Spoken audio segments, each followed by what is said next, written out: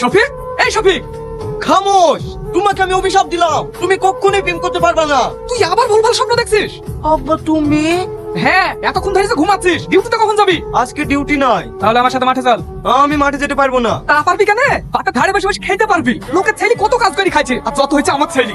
এই বাড়িতেই আর থাকবো না। সকালবেলায় কয়দিন কাজ কাজ করবে? তুমি দেখে লিও, আমি একদিন অনেক বড় হয়ে দেখাবো।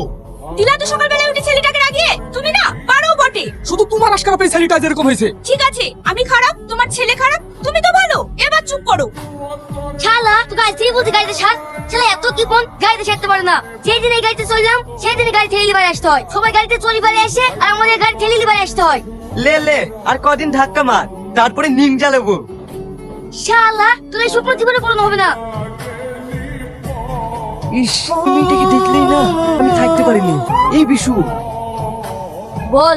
এটা সেই মেয়েটা তোকে যার ব্যাপারে খোঁজ নিতে বলেছিলাম, তুই খোঁজ নিছিস? হ্যাঁ নিয়ে আসছি, তুমি ওর কথা ভুলে যাও। তোমার মতন ছেলে ওর কাছে পারতে পাবে না। ওর বাবা বিদেশে বিজনেস করে, পুরো বিশাল বড় লোক। তোর আমার মতন হাজার লোকরা কাজ করায়। ওর বাবা বড় লোক হয়েছে তো কি হয়েছে, তাই বলে কি ওর মেয়ের বিয়ে দেবে না? হ্যাঁ দিবে, সেরকম কোটিপতি ছেলে পালিয়ে বিয়ে দিবে। সেই কোটিপতি যদি আমি হই? এই শালা ভিখারি বলে কি রে, তুই আবার কোটিপতি কি করে হবি? তাহলে শোন। আমার দেখে ফুসকা দিন। তোমরা একটু দাঁড়াও, স্যার এসেছেন, স্যারকে আগে দিয়ে দিই, তারপর তোমাদেরকে দিচ্ছি। স্যার এখানে স্যার কে? দেখতে পাচ্ছ না, ওখানে দাঁড়িয়ে আছে।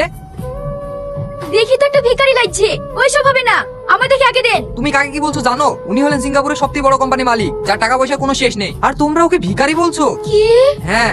এই ও যদি এত বড় কোম্পানির মালিকই হবে, তাহলে ফুটপাতে দাঁড়িয়ে ফুচকা খাবে কেন? এসব তোমরা কি বলছো? উনি এখানে ফুচকা খেতে আসেনি, ওই পাশে যে স্কুলটা দেখছো ওই স্কুলের বাচ্চাদের জন্য ফুচকা নিতে এসেছে। কই হলো?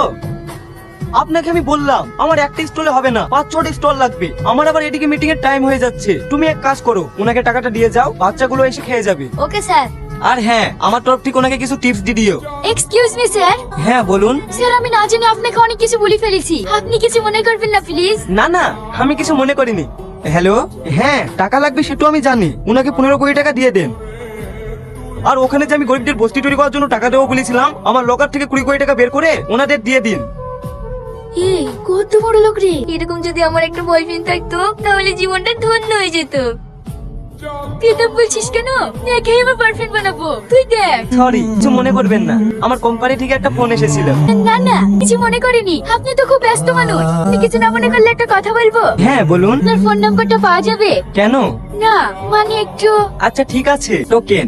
আচ্ছা ঠিক আছে স্যার, আমাদের আবার কলেজে দেরি হয়ে যাইছে, আমরা আসছি। এই বিশু, কাজ হয়ে গেছে, টাকাটা ঘুরিলে দেন বাগানের টাকাটা ঘুরে দেন। মানে এতক্ষণ বানি বানি মিথ্যে কথা বললাম, ইয়ার খরচ মাত্র 200 টাকা।